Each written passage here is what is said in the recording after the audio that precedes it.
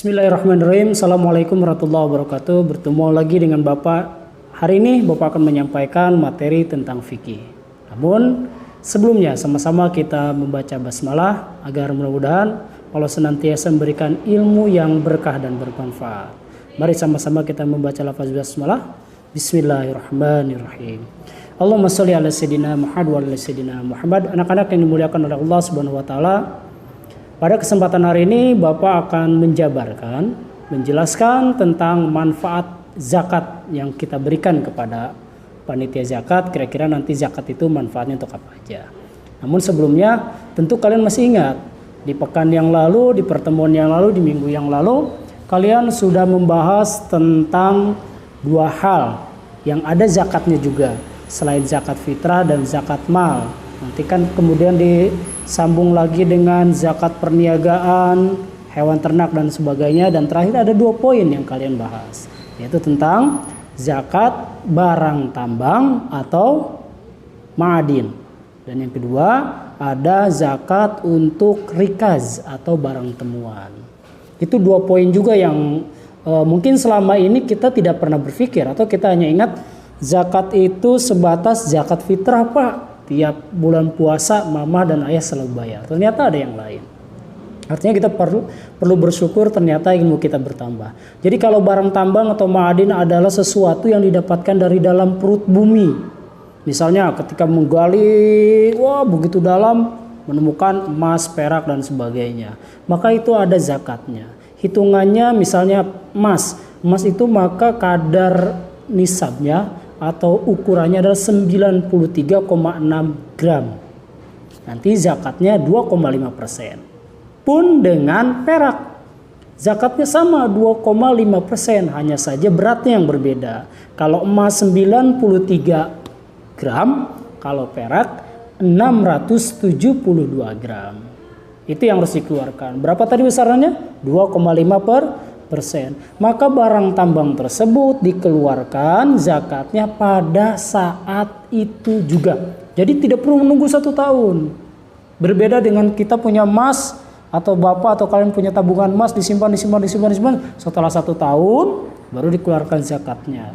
Tapi kalau yang khusus untuk barang tambang atau disebut juga dengan ma'adin, saat itu mendapatkan maka saat itu juga dikeluarkan. Yang kedua ada rikaz atau barang temuan. Ini biasanya didapatkan oleh seseorang, misalnya dia membuka lahan baru atau perhutanan. Kehutanan dibuka sama dia, pohon-pohon kecilnya dibabat, dirapikan, kemudian rencananya mau dijadikan sebagai tempat bercocok tanam. Ketika dicangkul membuat bedengan-bedengan sawah, menemukan barang temuan itu di dalam tanah tersebut. Itu tanah sebelumnya tidak ada yang memiliki. Karena sebelumnya tidak ada yang menyentuh, tidak ada yang mengeksploitasi atau mengurus tanah tersebut, menjadikan lahan-lahan tertentu misalnya, tidak ada. Tapi pertama kali yang membuka lahan tersebut adalah kalian misalnya. Tiba-tiba kalian menemukan juga barang temuan tersebut, maka barang berharga tersebut milik kalian. Tapi kadar atau ukuran yang harus dikeluarkan besarannya berbeda dengan ma'adin tadi, yaitu besarannya sekitar 20%. Kalau yang tadi 2,5%, maka yang ini 20%. Hal ini sesuai dengan hadis Nabi 1/5-nya kalau untuk rikaz. Tapi Pak, bagaimana kemarin ayahku menemukan Pak barang temuan di mana? Waktu mau bikin rumah. Pas gali tanahnya buat pondasi, ada harta karun. Ada barang temuan di dalamnya Pak. Itu bagaimana? Apakah harus dikeluarkan juga? Nanti dulu. Berbeda halnya ketika misalnya tanah itu sudah ada sebelumnya. Atau dulu ayah kalian membeli tanah ini dari Pak Novan misalnya. Maka harus ditanya, Pak Novan dulu ketika punya tanah ini pernah menyimpan harta nggak di dalam tanah? Kenapa memang? Saya kemarin mau bikin rumah dari tanah yang dibeli dari Pak Novan. Terus misalnya kata Pak Novan, oh enggak. Saya tidak menyimpan apapun di dalam tanah. Coba cek Pak Pian, karena sebelumnya tanah itu dibeli dari Pak Pian. Maka ayah kamu harus menuju ke Pak Pian. Dari Pak Novan ditanya sudah clear, ternyata tanah itu sebelumnya milik Pak Pian dan Pak Novan tidak pernah menyimpan barang berharga di dalam tanah. Pergi ke Papian. Jika Papian juga sama kasusnya, pernah beli tanah itu dari orang lain dan tidak menyimpan benda berharga di dalam tanah, maka Papian harus kasih tahu. Papian dapat tanah itu sebelumnya dari siapa? Oh, dari Pak Fahmi. Misalnya sampailah ke Pak Fahmi. Di kasus yang sama Pak Fahmi pun ditanya, Pak Fahmi pernah jual tanah ke Papian? Pernah. Yang lokasinya di sini? Betul. Nah, kemarin saya beli dari Pak Novan karena ternyata Papian menjual tanah tersebut ke Pak Novan. Pak Novan menjualnya ke saya. Ketika saya mau membuat rumah, saya menemukan benda berharga nih, bongkahan emas misalnya kan. Kira-kira Pak Fahmi pernah menyimpannya enggak? Pak Fahmi dipikir-pikir, oh iya, saya pernah menyimpan satu batang emas sebesar 1 kilogram misalnya. Oh, berat banget kan itu kalau dirupiahkan, sangat-sangat besar harganya. Maka emas temuan tadi harus dikembalikan kepada Pak Fahmi, pemilik pertama barang tersebut atau pemilik pertama tanah tersebut atau emang yang memiliki barang berharga tadi. Maka yang wajib mengeluarkan zakatnya nanti bukan ayah kalian, tapi si pemilik barang, ya. Lain halnya tadi, ketika kalian membuka lahan pertama kali, bobot menemukan harta besar, wah langsung, maka kalian yang mengeluarkan zakat 20% tadinya, karena kalianlah yang pertama kali membuka lahan pertanian tersebut atau tanah tersebut dan mengolahnya. Itu sedikit singkat walaupun agak panjang ya penjelasan ulang tentang barang tambang atau ma'adin dan rikas. Karena kemarin kan kalian baru baca-baca dan menulis poin pentingnya saja. Artinya mudah-mudahan di sini makin terbuka karena ada perbedaan persentasenya dan cara membagikannya atau memberikannya atau membayar zakatnya. Ada 2,5% dan ada 20%. Ingat baik-baik jangan sampai tertukar. Kemudian lantas apa sih Pak manfaat zakat itu sendiri? Kita pertama bayar zakat fitrah, kemudian ada zakat mal. Belum lagi nanti ada zakat peternakan, perniagaan atau jual beli. Kemudian tadi ada barang tambang, ada rikas, dan sebagainya. Itu manfaatnya untuk apa? Pertama, zakat yang diperintahkan oleh Allah dan Rasulnya, maka itu amat sangat penting. Satu, ketika kita membayar zakat, maka kita akan mendapatkan amal kebaikan. Karena kata Nabi, jika kita memberikan 1, Allah akan menggantinya dengan 10. Artinya kalau kalian misalkan berzakat 1.000 rupiah, sebenarnya kalian tidak kehilangan 1.000 rupiah itu, tapi justru 1.000 dikali 10. Kita hitung, kita cek sama-sama. Artinya nanti jangan sampai kalian merasa dirugikan, ya, atau takut miskin, tidak boleh ya. Misal, kalian waktu pergi ke sekolah diberikan uang jajan oleh mamah dan ayah sebesar 5.000 rupiah. Kalian gunakan untuk jajan 4.000.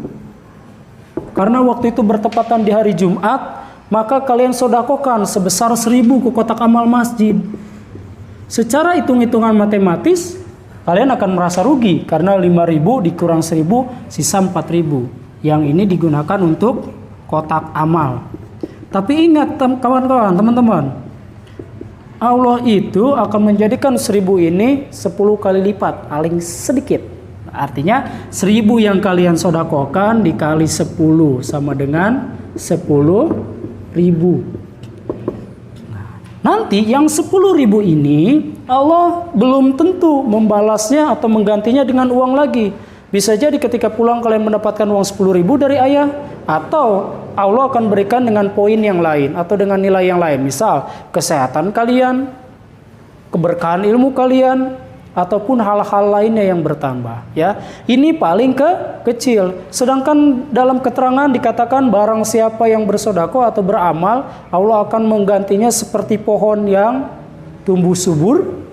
Kemudian pohon itu menumbuhkan batang-batang yang besar yang bagus, dan dari batang itu tumbuh ranting-ranting yang bagus juga. Kemudian dari ranting itulah hidup atau tumbuh beribu daun-daun. Misalnya bayangkan sama kalian, satu biji yang kalian tanam di sebuah tanah tumbuh menjadi pohon yang besar, batangnya banyak, ya kan?